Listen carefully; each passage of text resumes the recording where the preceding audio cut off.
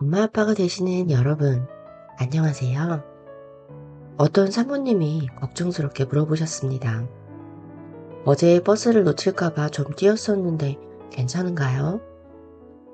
여러분 생각에는 어떠신가요? 괜찮을까요? 아기가 괜찮을지 걱정하셨다면 다행히 아기는 건강하게 잘 지내고 있었습니다. 그런데 아기만 괜찮으면 그만인가요? 엄마도 괜찮아야지요. 엄마의 무릎과 골반과 발목과 발바닥, 심장, 엄마의 몸이 괜찮아야 하지요.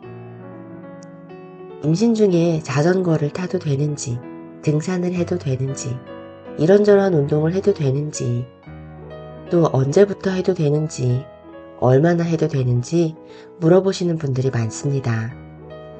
혹시 아기에게 안 좋은 영향을 주는 것은 아닐까 걱정되는 마음이실 거예요.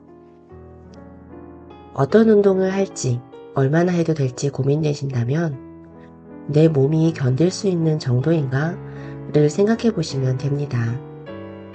엄마의 몸이 견딜 수 있는 정도라면 그 안에서 아기도 잘 지낼 거예요.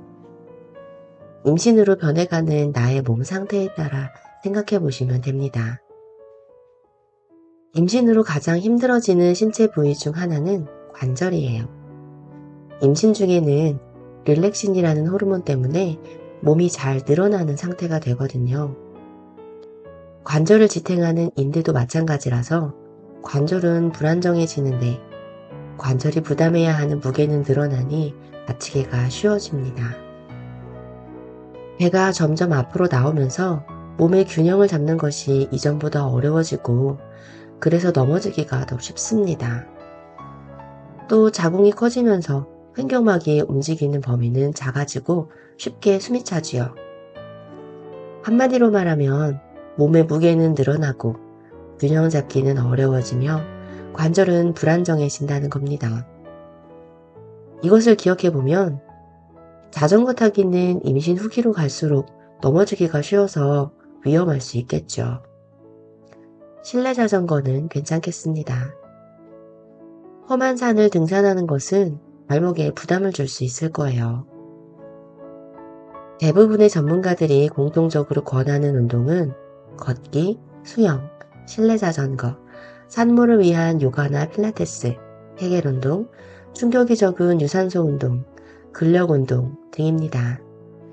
특히 물속에서 하는 운동은 체온이 올라갈 염려도 적고 관절과 인대의 부담도 줄여줄 수 있다는 면에서 참 좋습니다. 임신 중 운동은 대개의 건강한 모든 산모에게 권장됩니다. 여러 가지 장점이 많아요. 체중 조절뿐만 아니라 심폐기능 향상, 근력 유지에 도움이 되지요. 또한 허리 통증, 골반 통증 등 임신으로 점점 생기는 근골격계 통증을 줄여준다고도 알려져 있고 임신 고혈압, 임신 당뇨의 발병률을 낮춰주기도 합니다. 자연분만을 하게 되는 확률도 더 높아지지요. 일반적으로는 운동하면서 대화가 가능할 정도의 강도로 일주일에 5에서 7회, 20-30분씩, 적어도 일주일에 150분 이상 운동하는 것이 권장됩니다.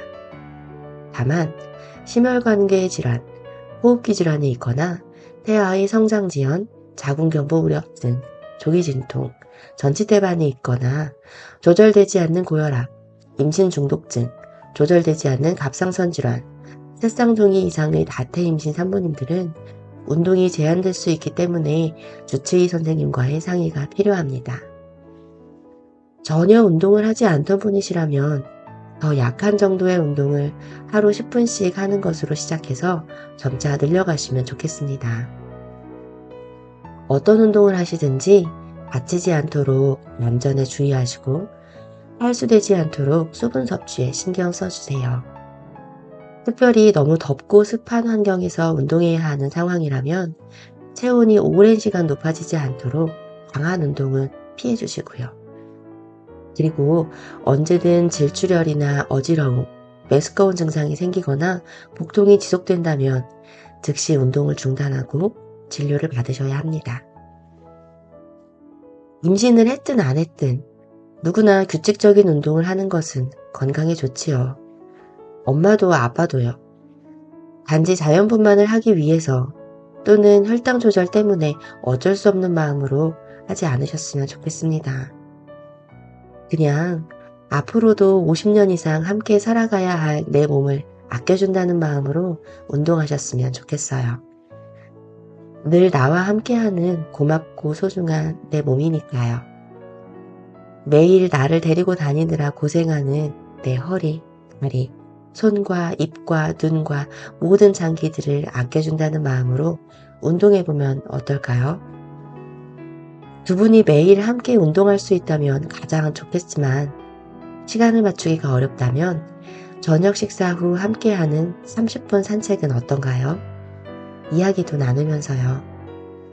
오늘은 서로에게 어떤 일이 있었는지, 어떤 생각을 했는지 하는 이야기부터 내년 이맘때쯤에는 우리가 어떻게 지내고 있을까?